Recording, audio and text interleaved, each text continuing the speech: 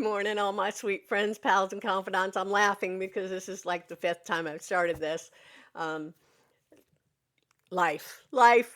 So it's a beautiful day. It's June 1st. Can you believe it? June already. Oh my goodness. It's a beautiful day in St. Augustine, temperature wise, sky wise, not. It's cloudy. It's a cloudy day. It's going to rain a little bit this afternoon. I hope you're not eating paper, Mr. Moses. You need to go lay down. Um, it's a beautiful day, temperature wise, 75 to 85. It's 80 degrees right now and very cloudy. Very cloudy. Um, I have a really busy schedule today. Um, I don't know if I'm going to get it all done because I have a thing called Meniere's disease. And for me, it manifests in constant, very loud ringing in my head, ears, whatever.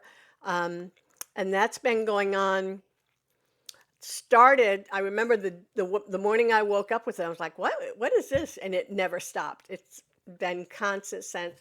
And that was when I was living. I was doing a nurse travel assignment at Mission Hospital in Asheville, North Carolina.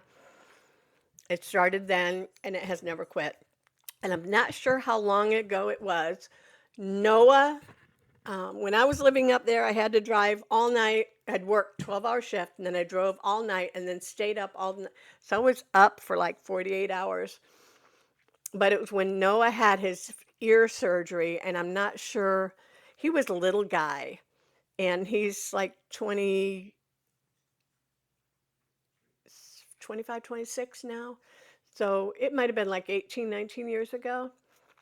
I'm not sure, but that's when it started, the ringing in my ears. The dizziness started when I was working for Opticomp, Blue Cross Blue Shield of Florida.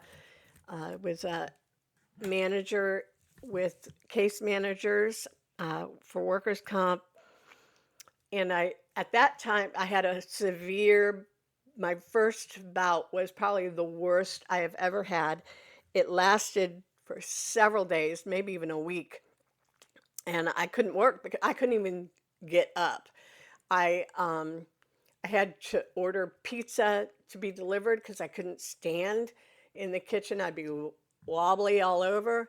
Um, yeah, that was a terrible time. But I say that because I've had another episode of dizziness. It happens a couple times a year, and it can last anywhere from an hour. Usually, my average is probably about 4 or 5 hours, and then it goes away, and I'm always wobbly. I'm always a little bit on the wobbly side, um,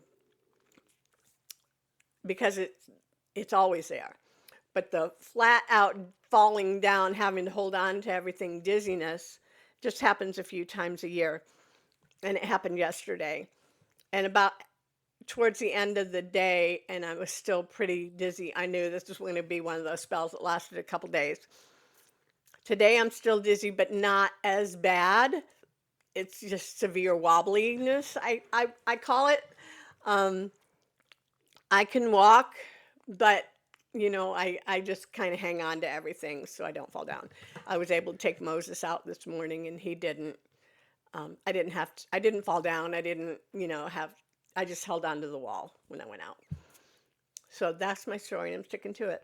I do have a lot I want to get done today, so I'm hoping that as the day progresses, the dizziness lightens. I was supposed to go volunteer at First Coast Women's Services today, like I do every Monday afternoon, but I'm afraid, I wanted to give them plenty of notice, and I didn't know how I was going to feel this afternoon. Um, the way I'm feeling right now, I'm just a little, feeling a little like I've been drinking. I don't drink, so don't think that this is a common occurrence with me. I don't drink.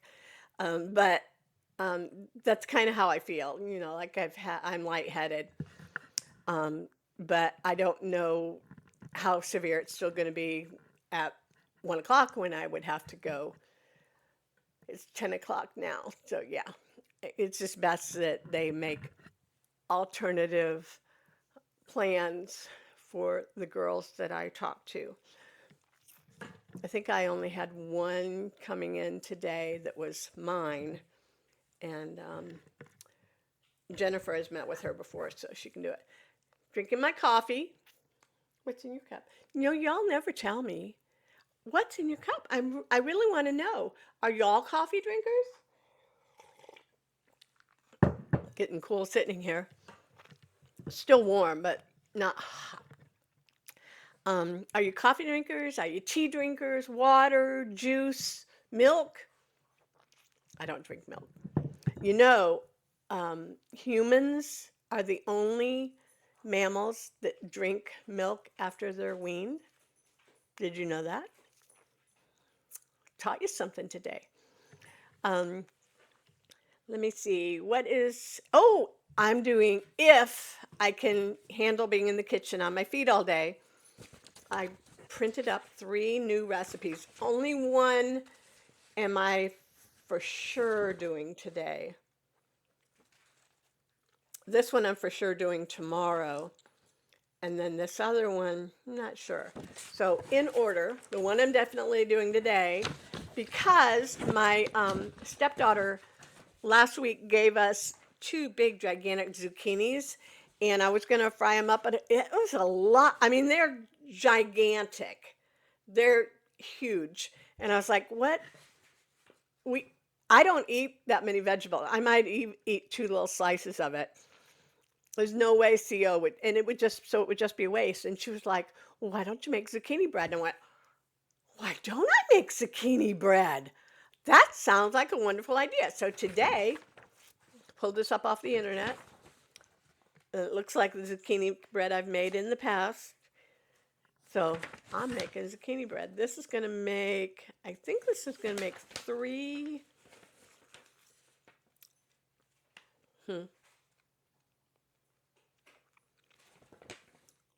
I thought it told me how many. I have to look it up, but I think this makes 2 loaves. So yeah, I might double it and make 4, because I want one to take to, nope, that's not right. I'm going to make fig Newtons for discipleship group. So I'll make one for CO to take to work, one to give to my daughter-in-law, my stepdaughter, because they gave us a zucchini after all, and then one for us to have at home. So I'm at least going to make 2. One for him to take to work, and I might slice off a piece of it, and one for Chelsea and Corey and Ella. And then I'm going to make fig Newtons. Isn't that cool? I'm going to make fig Newtons for discipleship group. And then I ran across this other recipe, and oh my gosh. Do you remember the ice cream? It was like a Captain Crunch ice cream with strawberry crunch on the outside and vanilla and strawberry on the inside. I think this is what this reminds me of. This is strawberry crunch cheesecake bites. Doesn't that look delicious? I don't know when I'm going to make those. Maybe next week. But there's a couple ingredients I need to get. I need to get some golden Oreos. Oh, I think I may have some. Some fresh strawberries, and I've got heavy cream. I've got cream cheese, strawberry jam or puree. I need to get some of that. I think I've got graham crackers, and I've got everything else. Freeze-dried strawberries. But you know what? I might get some Captain Crunch cereal, crunch it up, and put that on it too. That would be cool. Anyway, that is my baking plan. This morning in my devotions, it said to list 3 gifts that God has given you, and baking is a gift that I have learned later in life. I was not a baker, not a good baker, mostly because when you cook, which I've always been a pretty good cook, and even better these later years when I have the money and the time to do it, But with cooking, you don't have to be precise. I hardly ever measure anything, maybe herbs and spices, but not even all of that. I'll dump salt, pepper, garlic powder, onion powder, Italian seasoning, whatever. Um, I don't measure. And, it doesn't have to be precise as far as what goes how long it's in the oven or how long it's in the stove. You can walk away for a few minutes. Um, but with baking, you have to be precise. Your measurements need to be precise, but most of all, your time in the oven needs to be watched. I could not bake cookies. When my kids were growing up, if I baked cookies, at least one batch was going to be burnt. It was a given. It was a given. And I just did the slice ones or the cookie mix. I never made cookies from scratch, I don't think. Maybe some chocolate chip or some sugar cookies. I remember making sugar cookies, and we cut them out for Christmas. But I wasn't really great at baking, but I have gotten good at baking. I'm retired, so I have more time, and I can. What do you want? Oh, he got another book, and it's my Emmaus songbook. You rotten little dog. Ah, look what he did. My Emmaus songbook. Ah,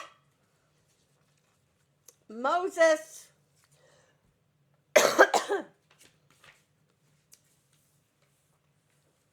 You're rotten. Stop it. I've got to keep a better eye on him when I'm in here. Look at him looking. Like, what? What'd I do?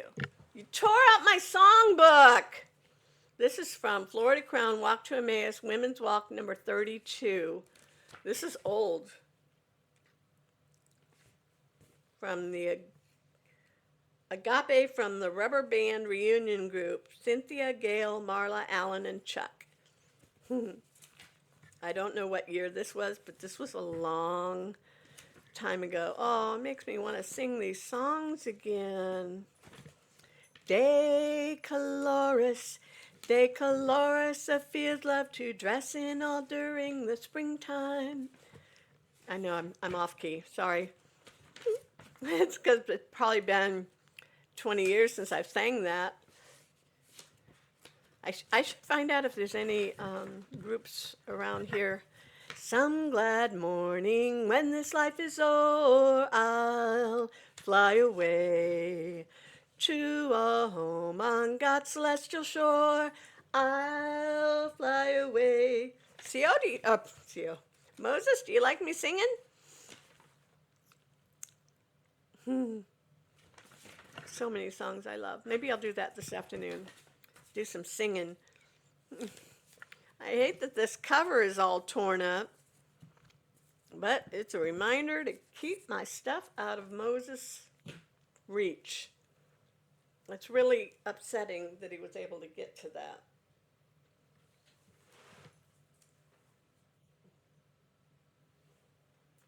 I don't like that you chew up my books. Paper, anything. I've got reams of paper here in this little printer stand, and he's chewed up there's one whole ream that's probably no good because he's chewed up the ends of it. Sorry about that.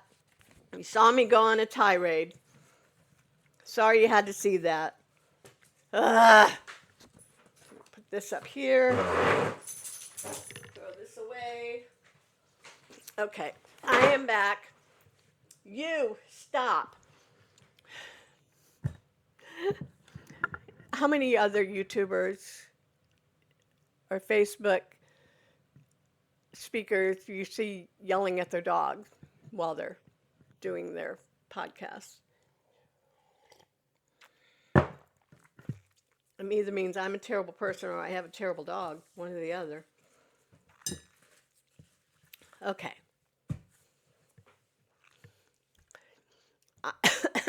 We are in Job, chapter 26. We're going to start with 26. We're going to see how far we're going to go. I think this Uh, this talk from Moses.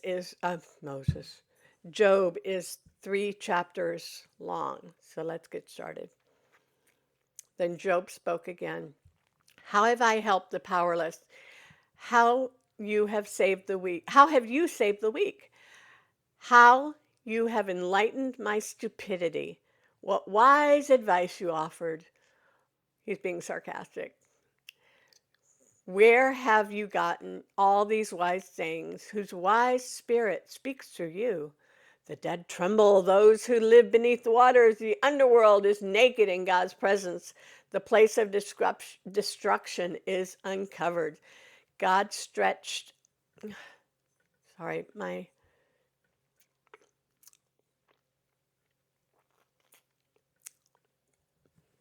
I just messed it up. Okay, there we go.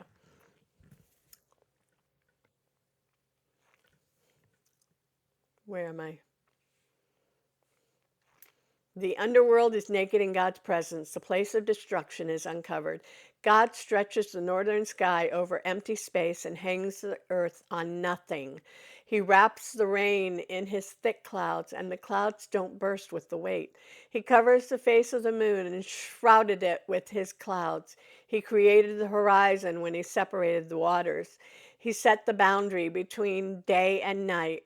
The foundations of heaven tremble. They shudder at his rebuke. By his power the sea grew calm. By his skill he crushed the great monster. His spirit made the heavens beautiful, and his power pierced the gliding serpent. These are just the beginnings of all the things he does, merely a whisper of his power.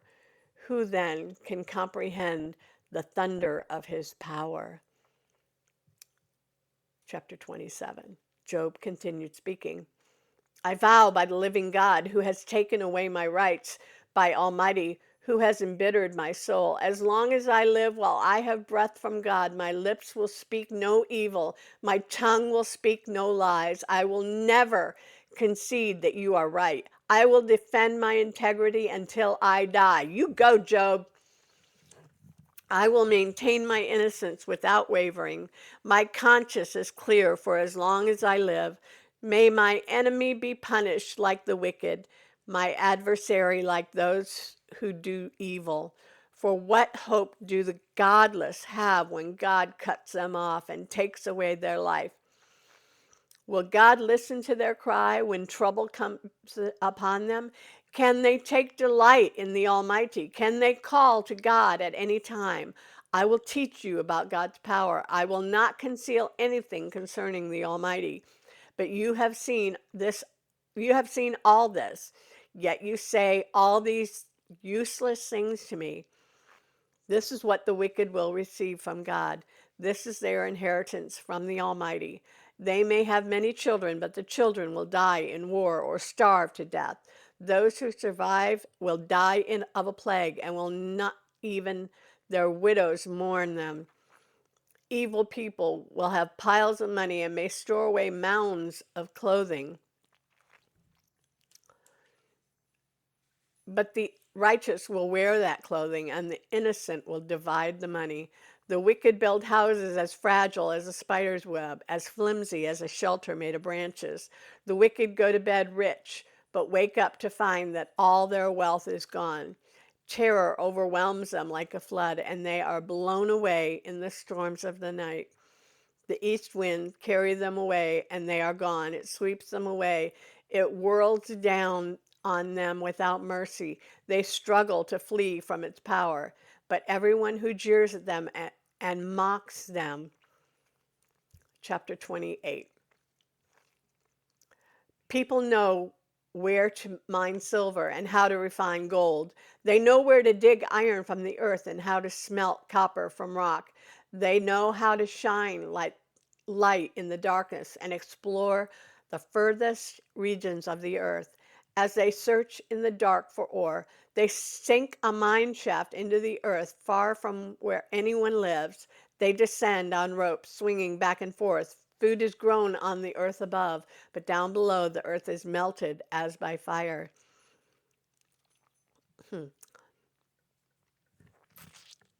Here the rocks contain precious lapis lazuli. You have to look that one up.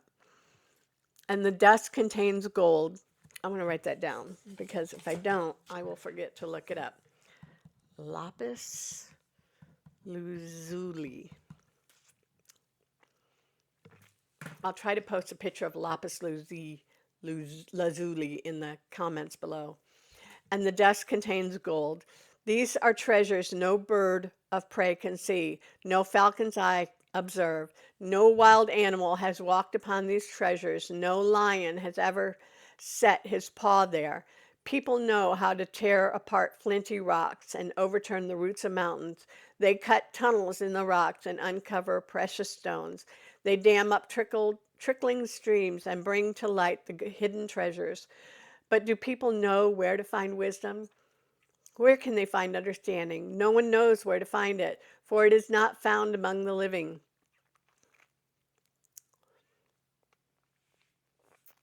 It is not here, says the ocean. It is not here, says the sea. It cannot be bought with gold. It cannot be purchased with silver. It's worth more than all the gold of Ophir, greater than precious onyx or lapis lazuli. Wisdom is more valuable than gold and crystal. It cannot be purchased with jewels mounted in fine gold. Coral and jasper are worthless in trying to get it. The price of wisdom is far above rubies.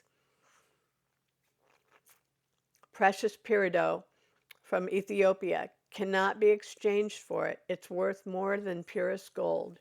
But do people know where to find wisdom? Where can they find understanding? It is hidden from eyes of all humanity. Even the sharp-eyed birds of the sky cannot discover it. Destruction and death say, we've heard only rumors of where wisdom can be found. God alone knows where it can be found, for he looks throughout the whole earth and sees everything under the heavens. He decides how hard the wind should blow and how much rain should fall. He made the laws for the rain and laid out a path for the lightning. Then he saw wisdom and evaluated it. He set it in place and examined it thoroughly. And this is what he says to all humanity: the fear of the Lord is true wisdom. To forsake evil is understanding. Chapter 29. Job continued speaking. I long for the years gone by when God took care of me, when he lifted up the way before me and walked safely through the darkness. When I was in my prime, God's friendship was felt in my home. The Almighty was still with me, and my children were around me. My steps were awash in the ocean, and the rocks gushed olive oil for me. Those were the days when I went to the city gate and took my place among the honored leaders. The young stepped aside when they saw me, and even the aged rose in respect at my coming. The princes stood in silence and put their hands over their mouths. The highest officials of the city stood quietly, holding their tongues in respect. All who heard me praised me. All who saw me spoke well of me. For I assisted the poor in their need and the orphans who required help. I helped those without hope, and they blessed me. And I caused the widow's heart to sing for joy. Everything I did was honest, righteous. Righteousness covered me like a robe, and I wore justice like a turban. I served as the eyes for the blind and feet for the lame. I was a father to the poor and assisted strangers who needed help. I broke the jaws of godless oppressors and plucked their victims from their teeth. I thought, surely I will die surrounded by my family for a long, good life. For I am like a tree whose roots reach the water, whose branches are refreshed in the dew. New honors are constantly bestowed upon me, and my strength is continually renewed. Everyone listened to my advice. They were silent as they waited for me to speak, and after I spoke, they had nothing to add, for my counsel satisfied them. They longed for me to speak as people long for rain. They drank my words like refreshing spring rain. When they were discouraged, I smiled at them. My look of approval was precious to them. Like a chief, I told them what to do. I lived like a king among his troops, and comforted those who mourned. Chapter 30. But now I am mocked by people younger than I, by young men whose fathers are not worthy to run my sheepdogs. A lot of good they are to me, those worn out wretches. They are gaunt from poverty and hunger. They claw the dry ground in desolate wastelands. They pluck wild greens from among the bushes and eat from the roots of the broom trees. They are driven from human society, and people shout at them as if they were thieves. So now they live in frightening ravines, in caves, and among the rocks. They sound like animals howling among the bushes, huddled together beneath the nettles. They are nameless fools, outcasts from society, and now they mock me with vulgar songs. They taunt me. They despise me and won't come near me except to spit in my face. For God has cut my bowstring. He has humbled me, so they have thrown off all restraint. These outcasts oppose me to my face. They send me sprawling and lay traps in my path. They block my road and do everything they can to destroy me. They know I have no one to help me. They come at me from all directions. They jump on me when I am down. I live in terror now. My honor has blown away in the wind, and my prosperity has vanished like a cloud. And now my life seeps away. Depression haunts my days, and night my bones are filled with pain, which gnaws at me relentlessly. With a strong hand, God grabs my shirt. He grips me by the collar of my coat. He has thrown me into mud. I'm nothing more than dust and ashes. I cry to you, O God, but you don't answer. I stand before you, but you don't even look. You have become cruel toward me, to use your power to persecute me. You throw me into the whirlwind and destroy me in the storm. And I know you are sending me to my death, the destination of all who live. Surely no one would turn against the needy when they cry for help in their trouble. Did I not weep for those in trouble? Was I not deeply grieved for the needy? So I looked for good, but evil came instead. I waited for the light, but darkness fell. My heart is troubled and restless. Days of suffering do torment me. I walk in gloom without sunlight. I stand in the public square and cry for help. Instead, I am considered a brother to the jackals and a companion to owls. My skin has turned dark and my bones burn with fever. My heart plays sad music and my flute accompanies those who weep. Chapter 31. I made a covenant with my eyes not to look with lust at young women. For what has God above chosen for us? What is our inheritance from the Almighty on high? Isn't it calamity for the wicked and misfortune for those who do evil? Doesn't he see everything I do and every step I take? Have I lied to anyone or deceived anyone? Let God weigh me on the scales of justice, for he knows my integrity.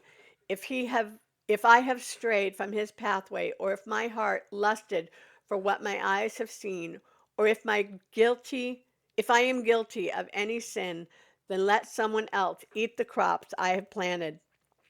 Let all that I have planted be uprooted.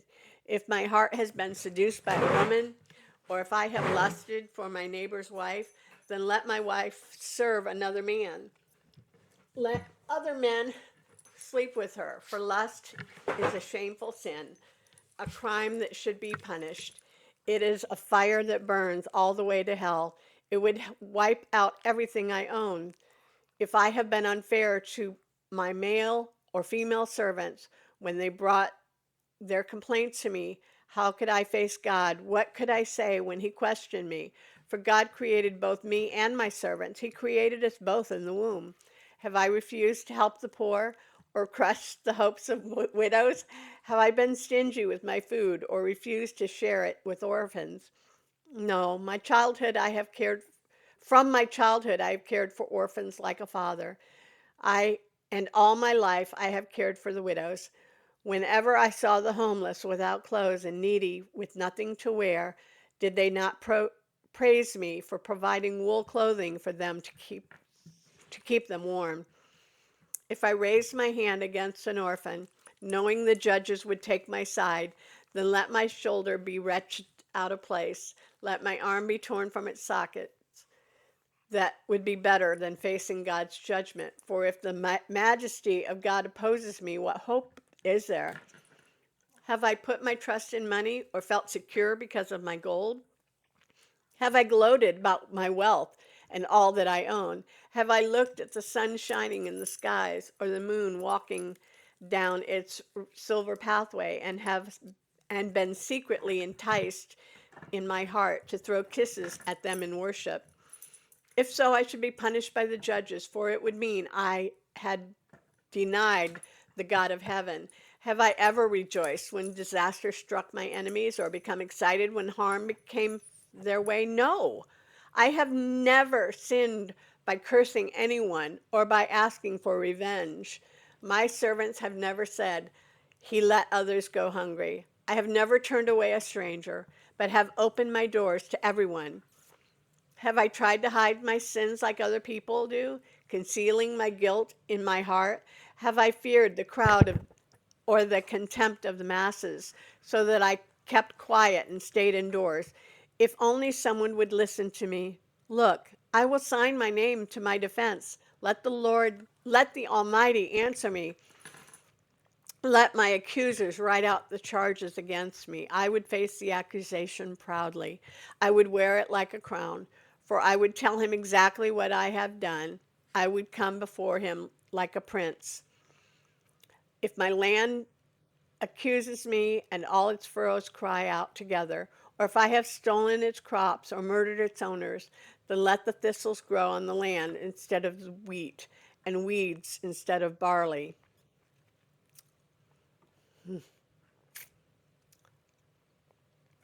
And Job says Job's words ended.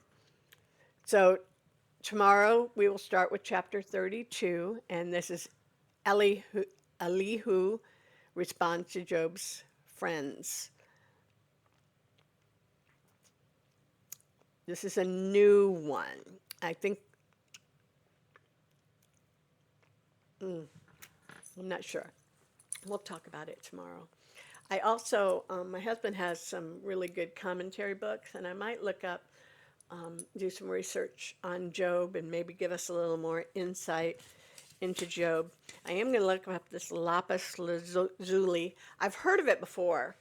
It's a precious gem, but I don't remember what color it is or really anything about it. So I'll look that up and I'll paste something in the comments below about it. So if you'd like to learn more about that.